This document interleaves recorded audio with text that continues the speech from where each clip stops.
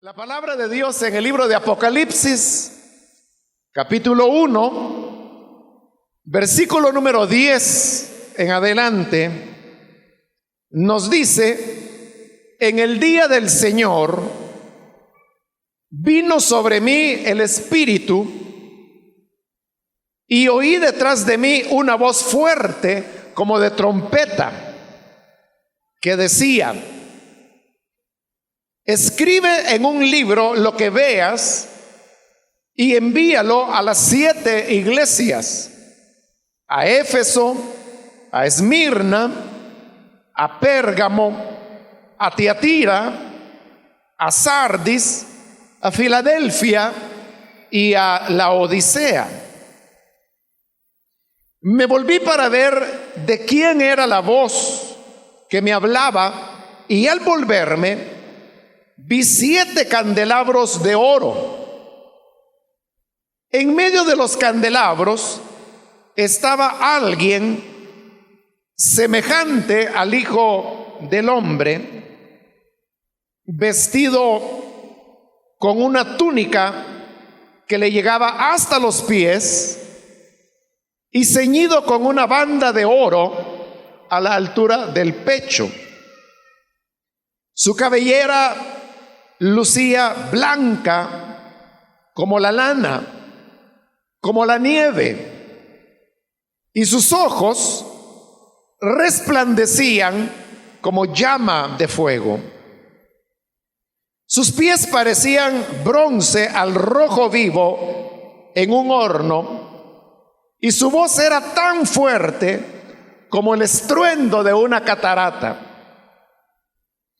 En su mano derecha tenía 7 estrellas, y de su boca salía una aguda espada de 2 filos.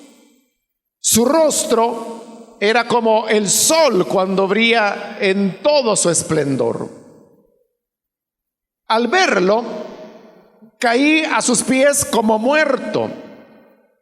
Pero él, poniendo su mano derecha sobre mí, me dijo: no tengas miedo. Yo soy el primero y el último, y el que vive. Estuve muerto, pero ahora vivo por los siglos de los siglos, y tengo las llaves de la muerte y del infierno. Escribe pues lo que has visto, lo que sucede ahora y lo que sucederá después. Esta es la explicación del misterio de las 7 estrellas que viste en mi mano derecha y de los 7 candelabros de oro. Las 7 estrellas son los ángeles de las 7 iglesias, y los 7 candelabros son las 7 iglesias. Amén. Hasta ahí dejamos la lectura. Pueden tomar sus asientos, por favor, hermanos y hermanas. Continuamos, hermanos, este día con el capítulo 1 de Apocalipsis, que, como lo he mencionado anteriormente, realmente es la introducción al verdadero libro, que su cuerpo, su enseñanza fundamental comenzará ya en el capítulo número 2. Ahora, en la última oportunidad hablamos de cómo Juan, el escritor del Apocalipsis, se encontraba preso en Patmos, la cual pues era una pequeña isla donde eran enviados los prisioneros políticos que el imperio tenía en esa oportunidad. Y nos dice ahora el versículo 10 que en el día del Señor vino sobre mí el Espíritu. La expresión el día del Señor se está refiriendo al día domingo. Y esta es la primera y única vez en la Biblia en la cual al primer día de la semana se le da el nombre de el día del Señor. Precisamente del día del Señor es que se desprende la palabra domingo, que es como lo conocemos nosotros. Domingo viene del latín dominos, que lo que significa es Señor precisamente. Y porque Apocalipsis le llama acá al primer día de la semana el día del Señor, eso en latín pues sería el día del Dominos. Entonces de Dominos salió domingo, que es como lo conocemos hasta el día de hoy. Que dicho sea de paso, es el único día de la semana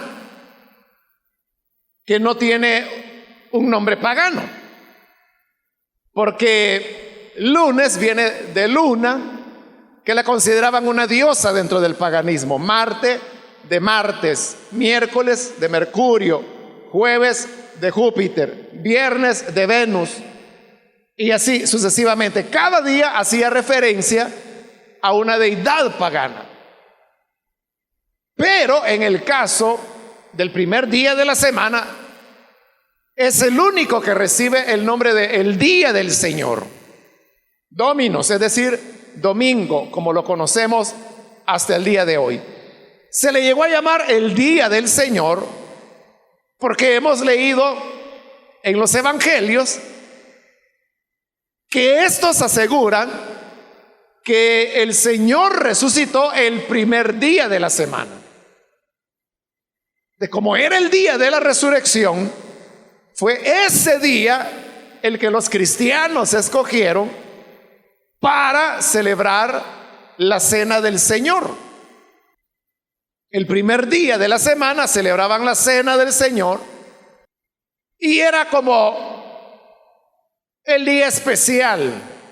Así como para el judío el sábado era el día especial porque era el día de reposo dentro de su religión, en el cristianismo el domingo llegó a alcanzar la relevancia porque fue el día cuando Jesús resucitó. Posteriormente, hermanos, y ya en el mundo occidental, donde el cristianismo fue predominante, es donde posteriormente se tomó ya la decisión que el día domingo no se trabajaba, ¿no?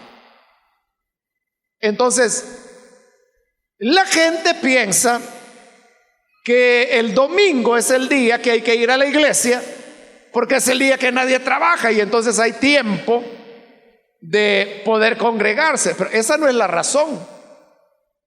La razón no es si hay o no hay vacación. La razón es que el Señor resucitó el primer día de la semana, es decir, el día domingo.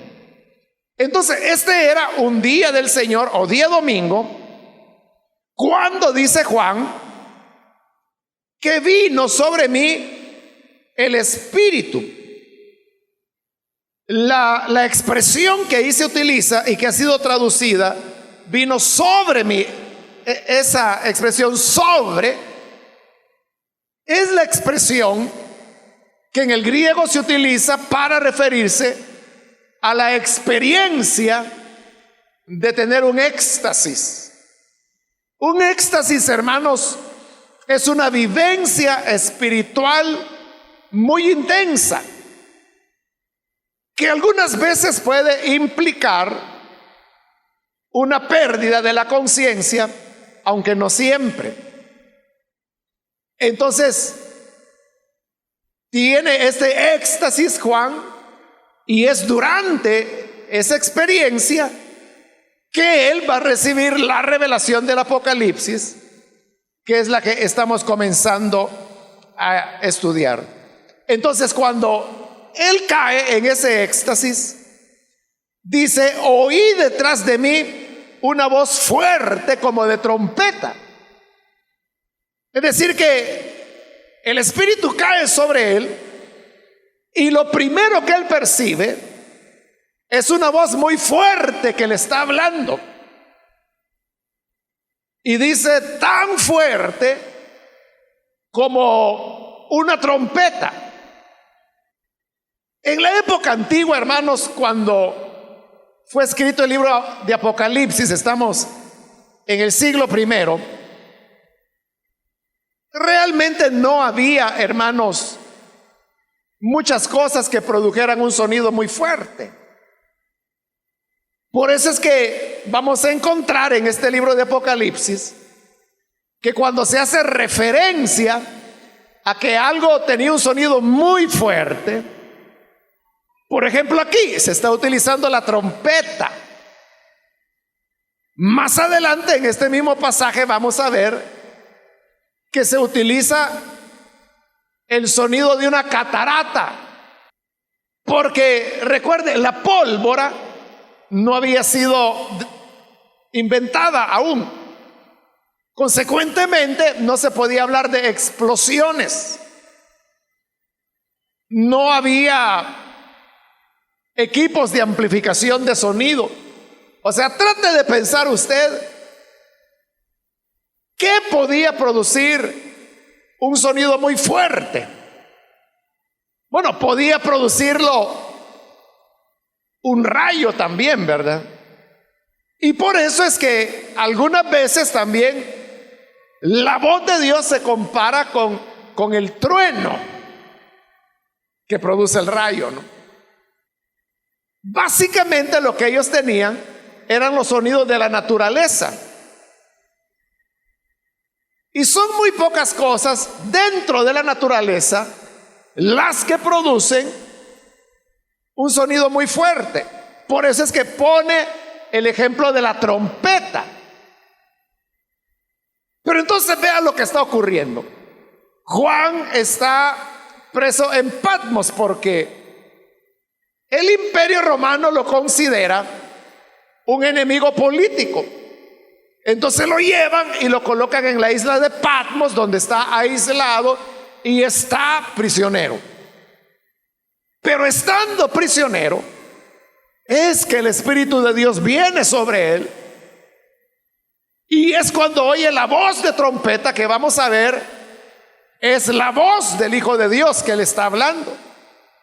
Y que le va a mostrar toda la visión que va a quedar acá escrita en este libro de Apocalipsis.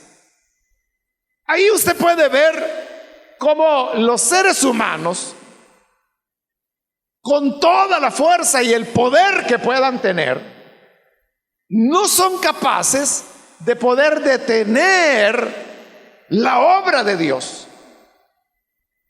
Porque Juan estaba preso y estaba aislado, pero la celda no podía detener que él oyera la voz del Señor, que él pudiera verlo, porque lo va a describir en los versículos que hemos leído. Describe al Señor Jesús. Dice cómo era su cabello, cómo eran sus ojos, cómo era su boca, cómo era su rostro, cómo eran sus pies, cómo era su ropa, cómo era su voz. Todo lo describe. Y eso era lo que sostenía a Juan. Ese tipo de experiencias le sostenían en medio de las muchas dificultades que representaba el estar preso en Patmos. Esa es la razón, hermanos, por la cual los que creen en el Señor y el Evangelio prácticamente son indetenibles. Son indetenibles porque siempre tienen la oportunidad de estarse refrescando con el Hijo de Dios. Usted podrá estar, hermanos, en las peores condiciones, en el lecho de la enfermedad, en medio de una tempestad, en medio de un terremoto, en medio de la inundación, o en la cárcel misma como estaba Juan. Pero eso no rompe ni impide la relación con Dios. Patmos aislaba a Juan del resto de las personas, pero no le podían aislar de la comunión que él tenía con el Cristo que ha resucitado. Eso, hermanos, es una realidad que nosotros vivimos a diario. Que en medio de las peores condiciones, siempre la gracia del Señor estará sosteniéndonos. En el versículo 11 dice: como oyó la voz como de trompeta. Ahora va a decir qué es lo que oyó que esa voz dijo. Y la voz le dijo: escribe en un libro lo que veas y envíalo a las 7 iglesias. Si usted tiene la Reina Valera, usted verá que allí dice: yo soy el alfa y la omega, el primero y el último. Escribe. En cambio, en la NBI de una vez dice escribe, es decir, quita la parte que se llama yo soy, que dice yo soy el alfa y la omega, el primero y el último. ¿Por qué no aparece esa frase en la NBI? Porque esa frase no aparece en los manuscritos más antiguos y confiables que tenemos de la Escritura.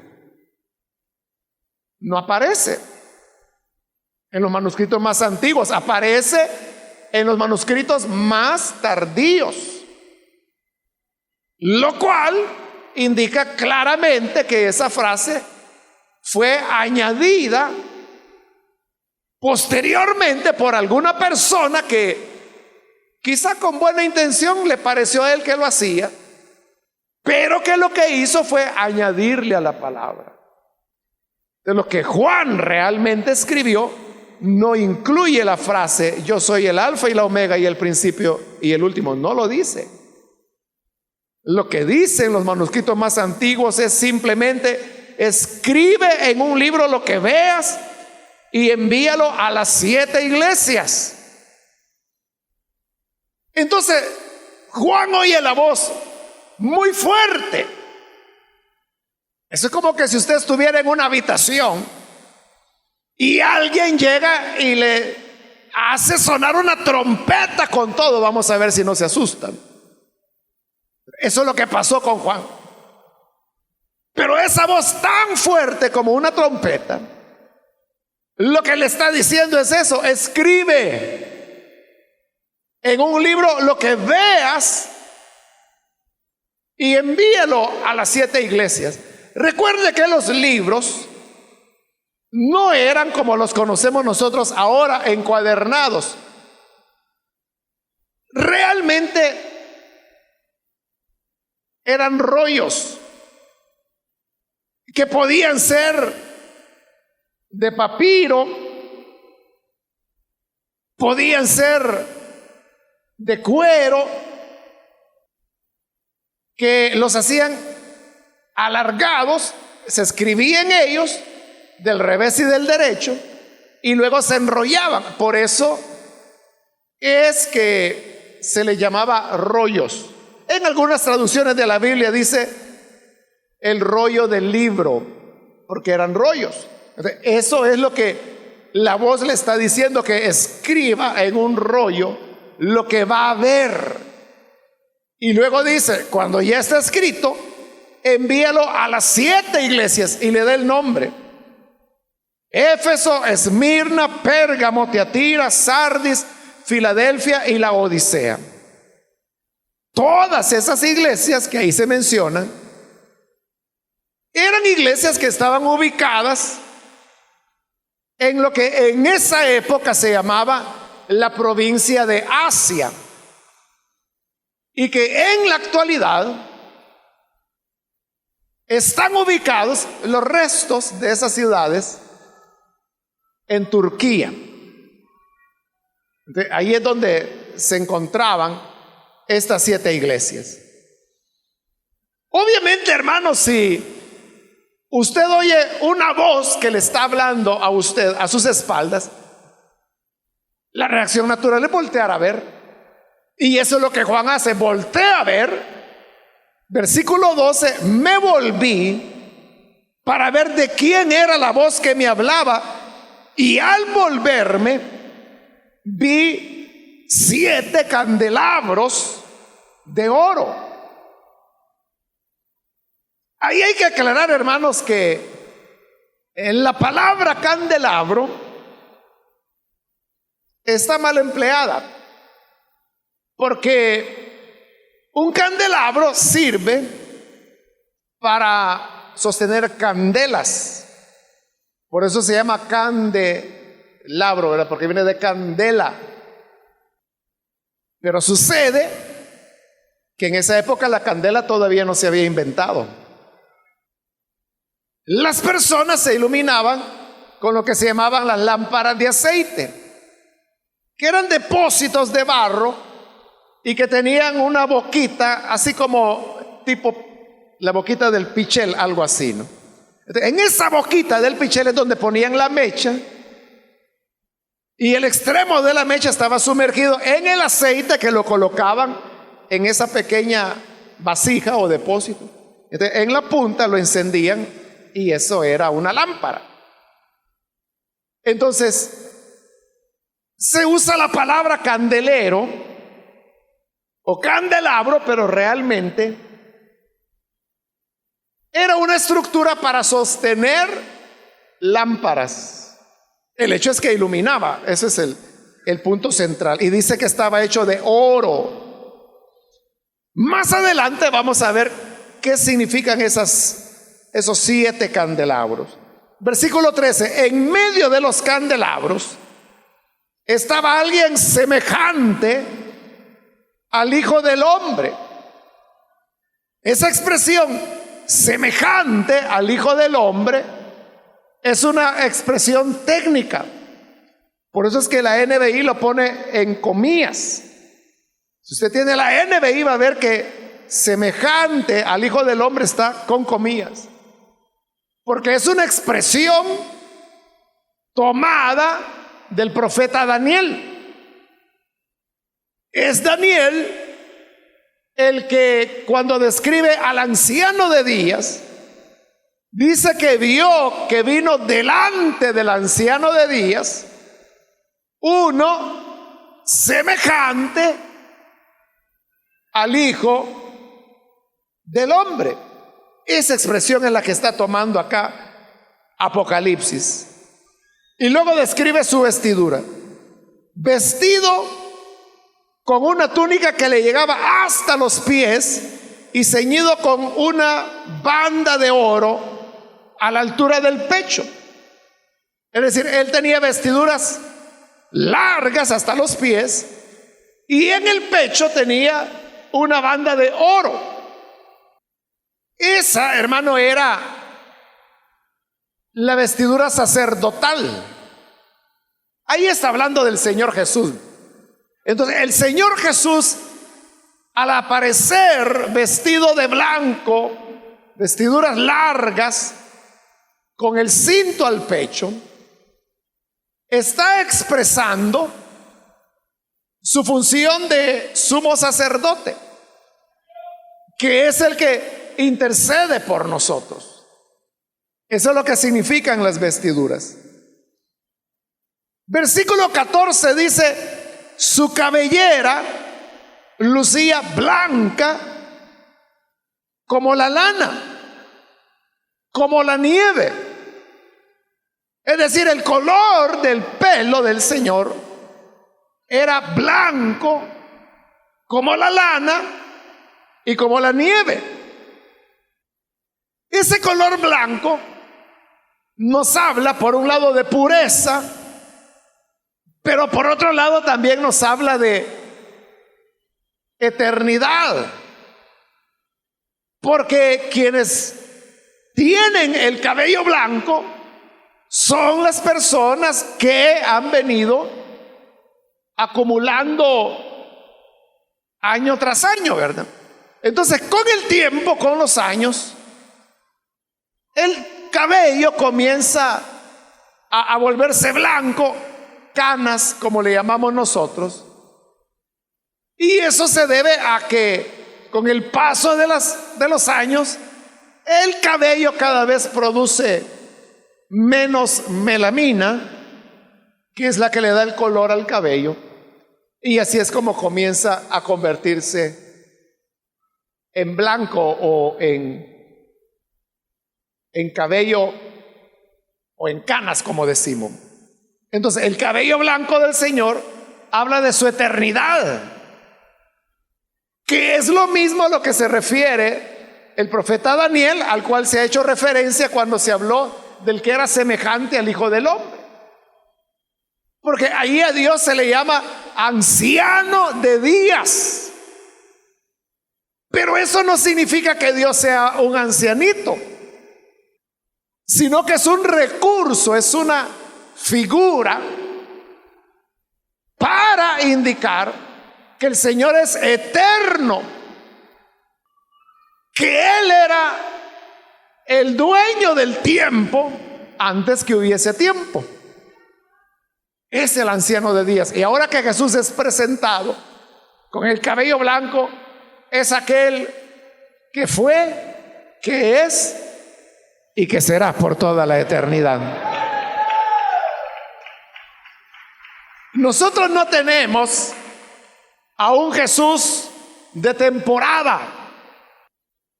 No tenemos un Jesús que estará una parte de nuestra vida, pero no en otra. Cristo ha estado antes que nosotros fuéramos, ahora que ya somos. Y cuando dejemos de ser, Cristo seguirá siendo eterno para siempre.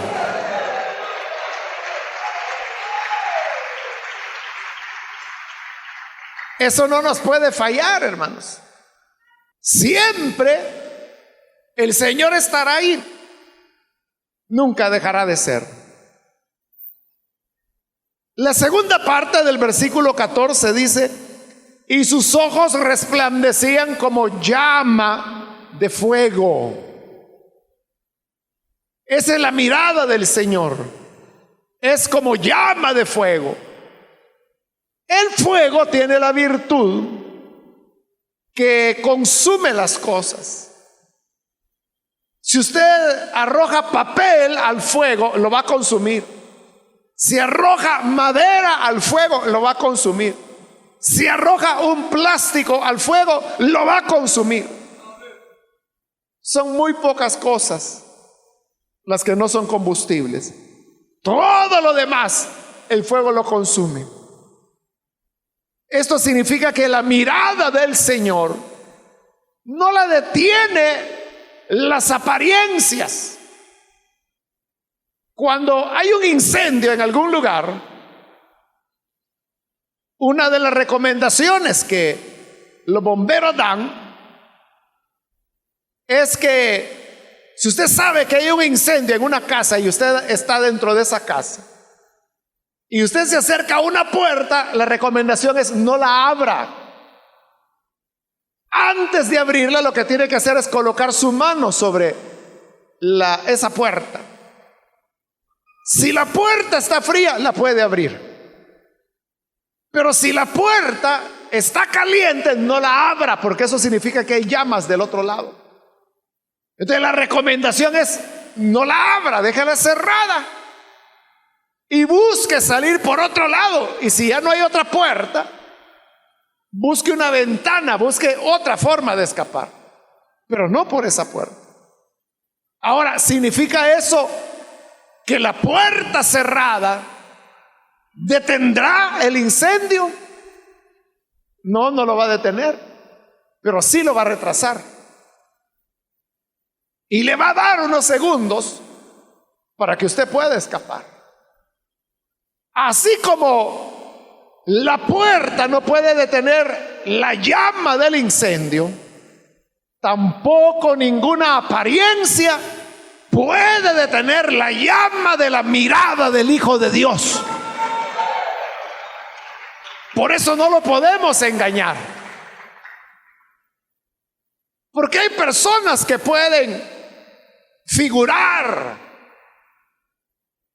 encubrirse, utilizar diferentes disfraces,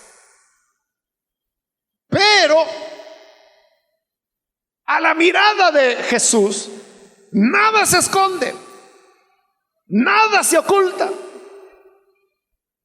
Por eso dice la Escritura que lo que hacemos en lo escondido de nuestras habitaciones, el Señor lo está viendo. Cuando crees que estás solo, Cristo te está viendo. Cuando crees que la oscuridad te cubre, Cristo te está viendo. Cuando piensas que te pusiste un buen disfraz, que te pusiste una gorra, lentes oscuros y una ropa que tú no sabes utilizar, y dices, así nadie me va a conocer, Cristo te está viendo. Porque la mirada de Él es como llama de fuego. Él atraviesa las apariencias para ver la realidad de las cosas. Versículo 15. Sus pies parecían bronce al rojo vivo en un horno.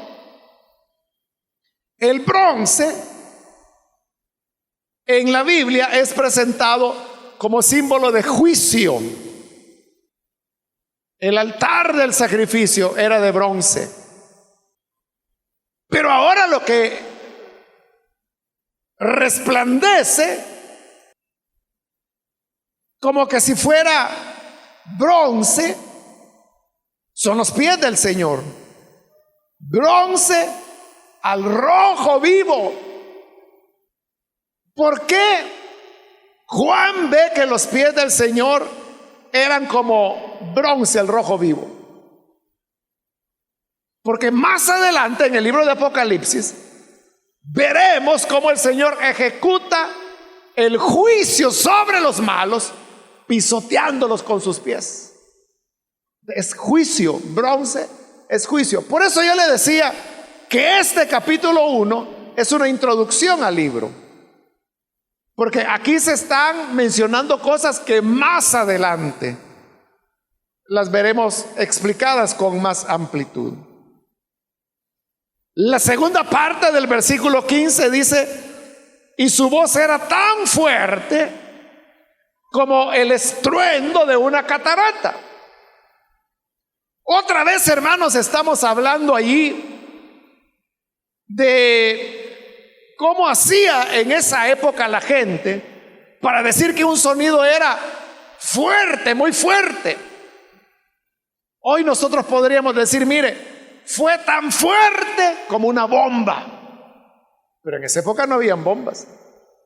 O uno puede decir, mire, era un sonido tan fuerte como el motor de un avión. Pero tampoco habían aviones en esa época. Entonces viene y lo compara con el estruendo de una catarata. Ahora, los que quedamos en problemas ahí, hermanos, somos nosotros. Porque en nuestro país casi no hay cataratas. Y las que hay son bien pequeñitas. Entonces nosotros no conocemos o no estamos familiarizados con el sonido de una catarata. Pero quiero decirle, hermano, que hace ya bastantes años me invitaron en Brasil a una conferencia sobre células de un importante movimiento que hay allá de iglesias celulares. Y la conferencia se desarrolló en la ciudad de Foz de Iguazú, se llama. Foz de Iguazú se llama así porque está muy cerca, unos como 3 kilómetros de las cataratas de Iguazú. Bueno, llegamos y se realizó la conferencia.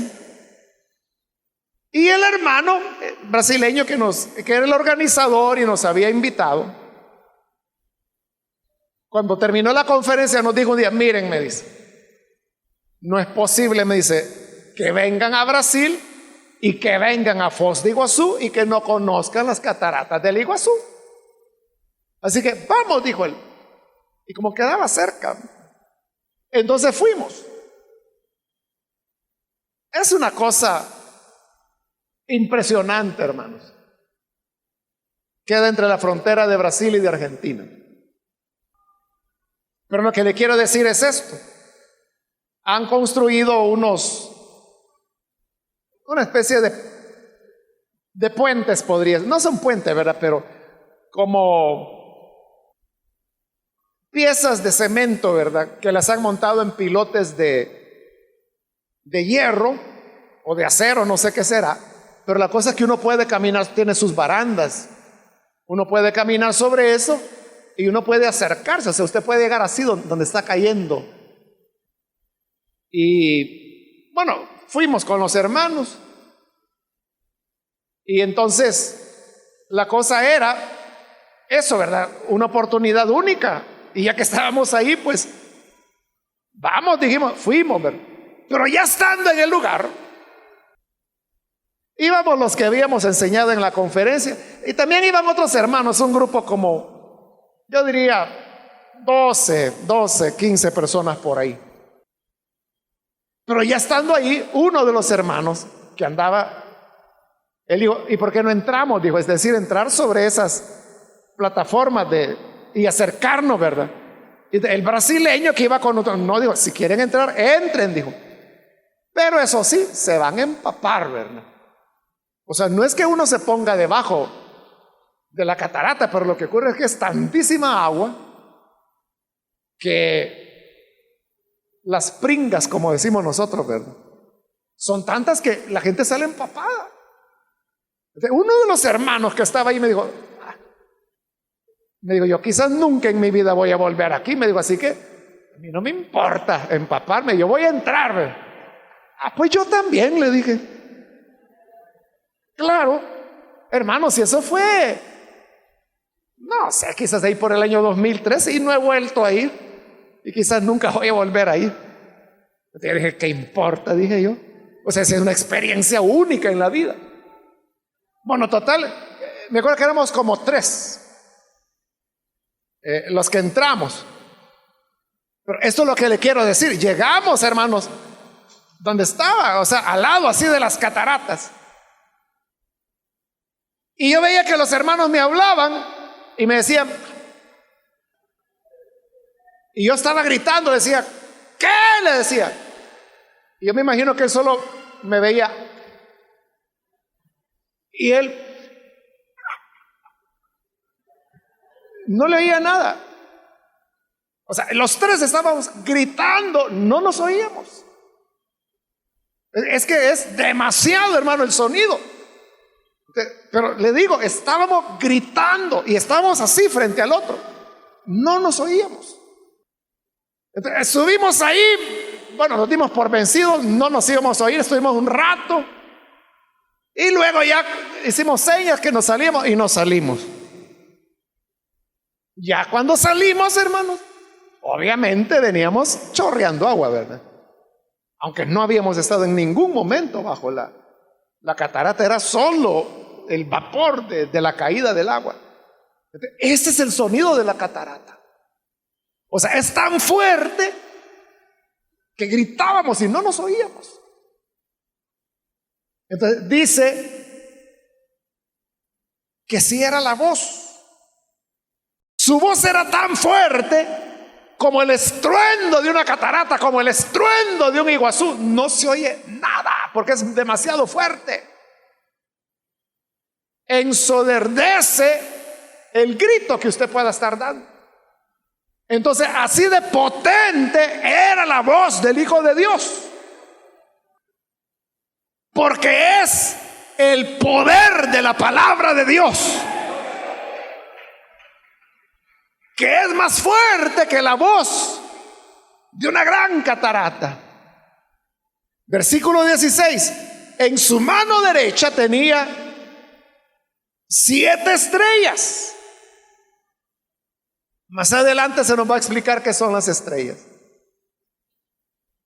Pero eso a la vez, hermanos, por eso yo le decía, ¿cómo es que Juan está preso en una prisión para presos políticos?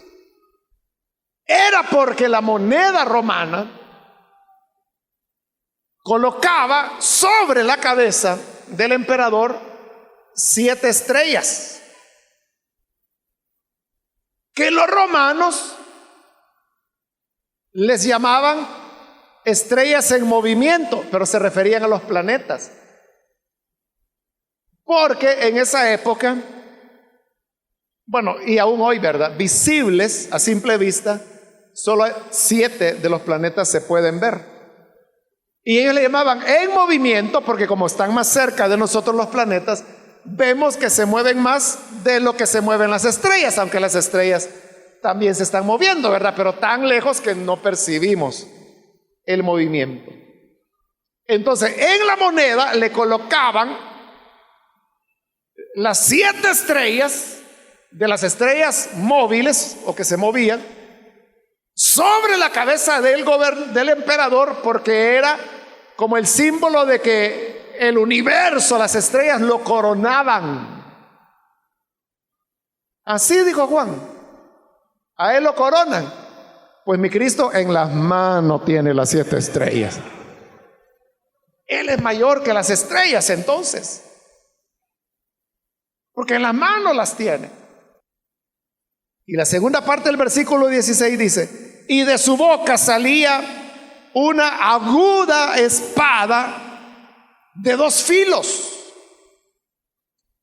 Eso, hermanos, se va a repetir varias veces en Apocalipsis,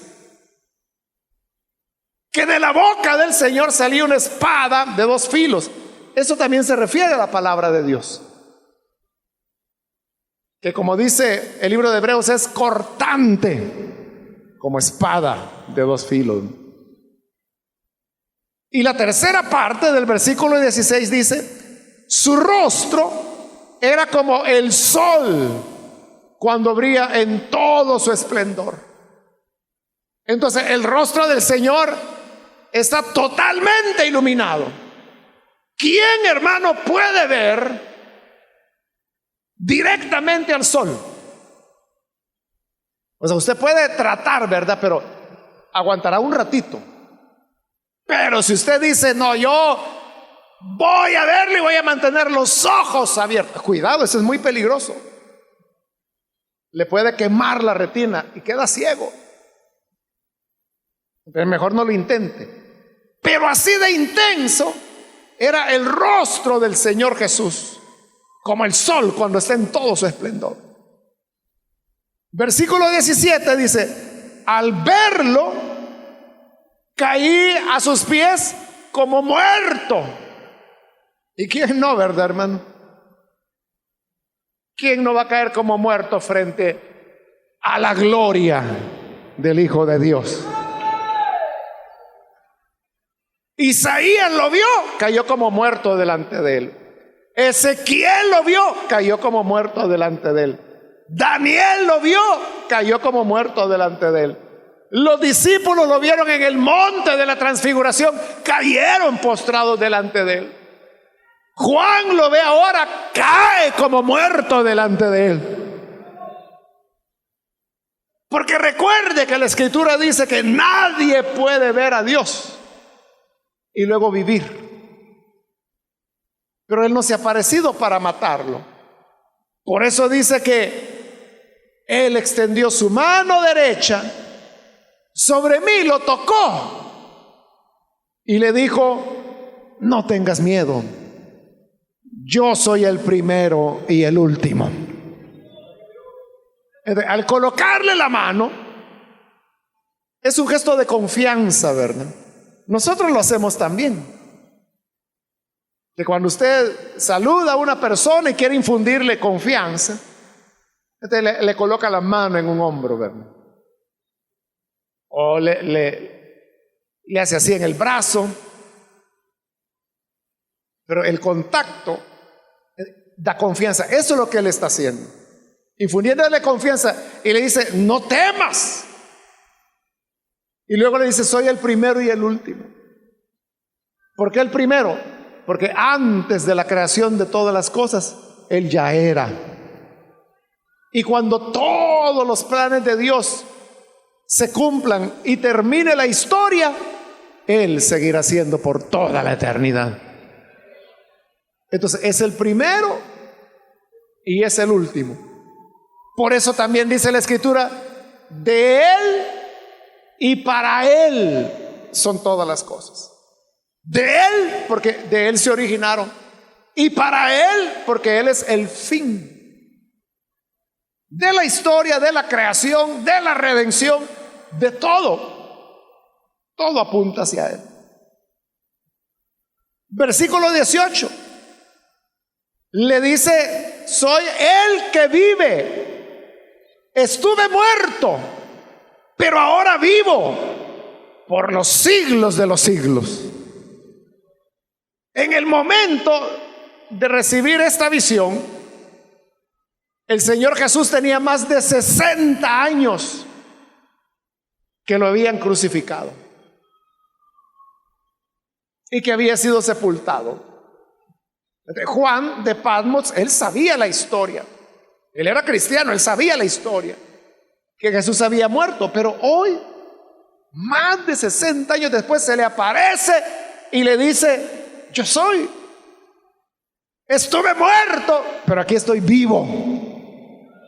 Entonces las promesas del Evangelio son verdad. Ese es el triunfo de todo creyente. El fin de la vida no es la muerte. El fin de la vida es la vida para los que creen. Porque dice, estuve muerto, pero he aquí que vivo. Y se acerca el día cuando sonará la final trompeta. Y la Biblia dice que los muertos en Cristo resucitarán primero. Cuando resucitemos, igual que Jesús, podremos decir, yo estuve muerto, pero ahora vivo. Amén. Hace poquito, hermanos, hace como 2 semanas, comencé a leer un libro y me llamó la atención, bien curioso, cómo el libro comenzaba. Comenzaba diciendo algo así como, no me acuerdo la fecha, pero algo así como, el 15 de marzo de 1998 morí, porque yo iba en mi vehículo, había ido a una reunión de este y de este tipo, y sucedió en la calle tal, bueno, tiene un accidente y muere la persona. Pero mire qué raro, ¿verdad? ¿Cómo comienza el libro?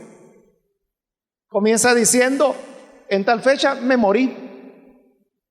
Entonces diría, bueno, ¿y esto lo está escribiendo un muerto o qué? Obviamente, si lo está escribiendo es que no está muerto. ¿A qué se refiere? Lo que ocurre, hermanos, es que este es un libro, es un testimonio de un hermano que tuvo un accidente y él clínicamente estuvo muerto 90 minutos. Y 90 minutos después de haber muerto, todavía estando en el lugar del accidente, porque como había muerto, entonces usted sabe que no levantan un cuerpo hasta que se hacen todos los estudios de lo que aquí se llama medicina legal.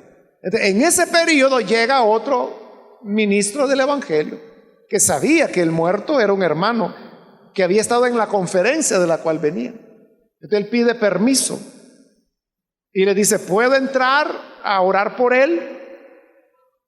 Y le dice, ¿para qué va a entrar si está muerto? Hace 90 minutos fue el accidente, tiene 90 minutos de muerto. Pero yo quiero orar, ¿puedo entrar?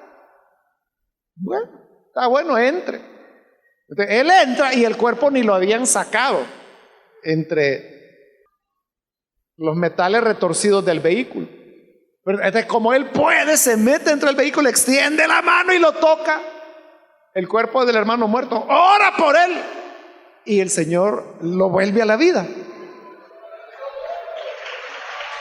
resucita. Entonces ya él resucitado y varios años después de la experiencia es que escribe el libro. Por eso es que el libro se llama 90 minutos en el cielo. Y por eso es que él comienza de esa manera tan extraña, ¿verdad? Me morí en tal fecha. Pero Jesús dice también, yo estuve muerto, pero estoy vivo ahora. Usted sabe que hay hermanitos exagerados, ¿verdad? Que a veces viene y dice, ay hermano, fíjese qué mal me puse en el hospital. Me morí, fíjese. Pero uno sabe que está exagerando. Quizá lo que quiere decir es que se desmayó, se puso mal, algo así, ¿verdad? Si se hubiera muerto no estuviera contando el cuento. Pero Jesús en verdad murió. A él lo sepultaron. Él estuvo 3 días en la tumba. Pero dice, ahora vivo. Y vivo por los siglos de los siglos. Entonces, qué agradable era para Juan de Patmos, que había oído la historia de Jesús y que sabía que Jesús ya tenía más de 60 años de haber muerto. Ahora lo ve vivo. Pero no lo ve, hermano, como una calavera, ¿verdad? Sino que lo ve como lo hemos descrito, con ojos, mirada de fuego, resplandeciente como el sol. Sus pies brillaban como bronce al rojo vivo, vestido de blanco, su cinto de oro al pecho, como sumo sacerdote. En verdad estaba vivo. Y Jesús dice, y estaré vivo por los siglos de los siglos.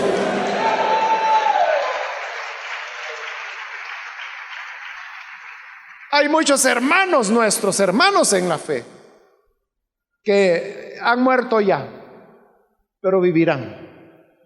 Es la promesa que Jesús dio. El que en mí cree, aunque esté muerto, vivirá. Así que hermano, así de real, como 60 años después de muerto el Señor, aparece más vivo que nunca. Así de real viviremos cuando venga la resurrección. Eso es seguro, hermano. Y le añade, tengo las llaves de la muerte y del infierno. Es decir, nadie puede morir si no es porque el Señor así lo decide. Porque Él es el que tiene las llaves de la muerte y del Hades.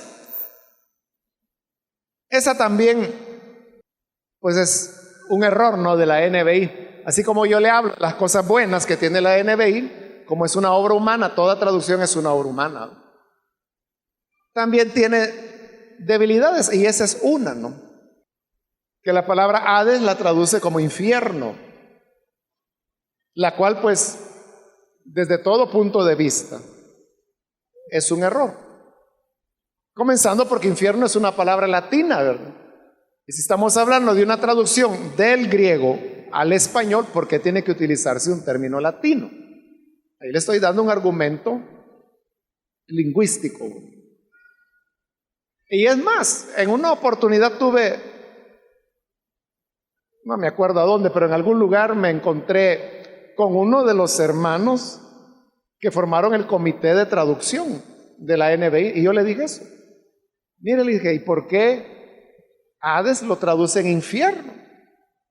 Si ni etimológicamente, ni teológicamente, ni bíblicamente es una traducción correcta.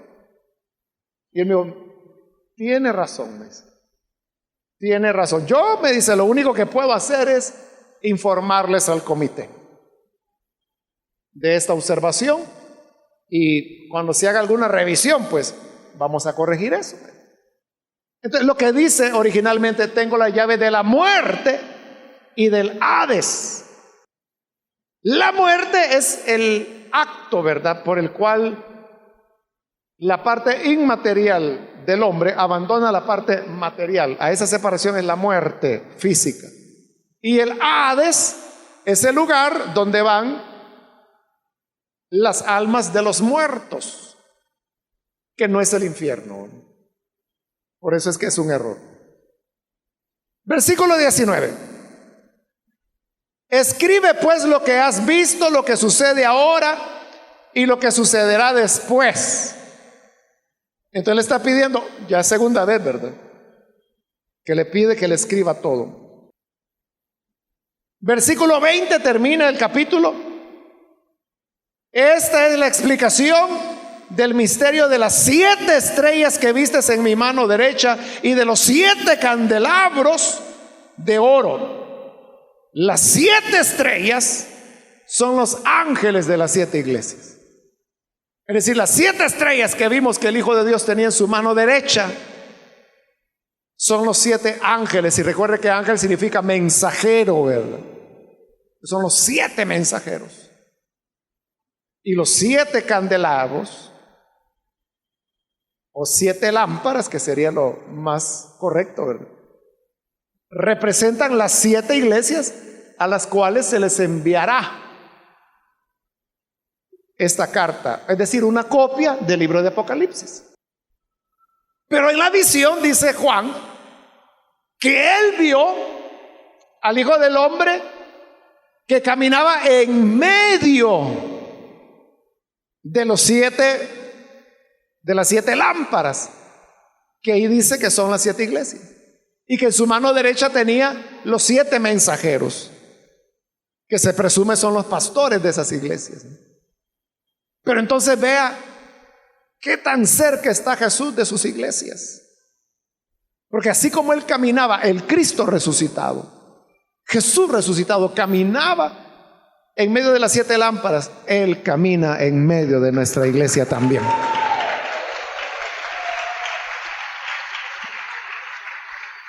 Y tiene en su mano a los mensajeros de su palabra. Es decir, hay una estrecha relación entre el Jesús resucitado y su iglesia. Por esa causa, hermanos, es que nosotros tenemos que tener un gran respeto y un gran aprecio hacia la iglesia. Usted sabe que hay gente que dice: mire, la iglesia hay mucha gente hipócrita. Ahí dicen una cosa y viven otra. Es cierto, es verdad, hay mucha gente hipócrita. Lastimosamente la gente solo ve eso, pero no ve que hay muchos que son fieles, que aman al Señor. Entonces, cuando nosotros valoramos, apreciamos y amamos la iglesia, estamos amando al Señor, porque Él está muy cercano a las iglesias. A veces decimos: no, mire, para mí la iglesia no es nada. Para mí es con Cristo la relación. No es posible. No es posible. Porque Jesús está tan interesado en las iglesias. Jesús no está colocando estrellas. Jesús está muy cerca de sus iglesias. Tan cerca que en su mano tiene a los pastores de las iglesias. De igual manera, hermano, el pastor puede ser despreciado y la gente puede decir: no, el pastorcito, a mí qué me importa lo que él diga. Los pastores son aquí, son allá. Mire, yo conocí un pastor que 3 mujeres tenía. Yo no dudo que es cierto, pero también hay muchos hombres de Dios cuya integridad se ha visto probada, no a lo largo de años, a lo largo de décadas. Y tanto los aprecia el Señor que los tiene en su mano. No los suelta de ahí. Es como cuando usted le dice a un niño: vaya, te voy a dar la llave, pero no la vayas a perder, así que agarrala fuerte. Y viene aquel niño y la aprieta, y ahí va el niño, no va a soltar la llave. Así es Jesús. En su mano tiene a los ministros del evangelio, porque Él los ama mucho. Nosotros tenemos que aprender a valorar la iglesia, aprender a respetarla. Es cierto, hermano, que hay gente mal educada, gente mal criada, todo lo que usted sabe. Pero es la novia, es la amada del Señor, es por quien Él dio la vida. Y los ministros del Evangelio igual podemos estar llenos de 1.000.000 de defectos, pero el Señor en su misericordia nos tiene en su mano derecha. Quiera Dios que aprendamos a valorar la iglesia, la congregación en la cual estamos, que aprendamos a ser leales, hermanos, leales, respetuosos, no por lo que es el hombre, no por lo que es el grupo de gente, sino que por lo que ese grupo de gente y ese ministro representa para Cristo.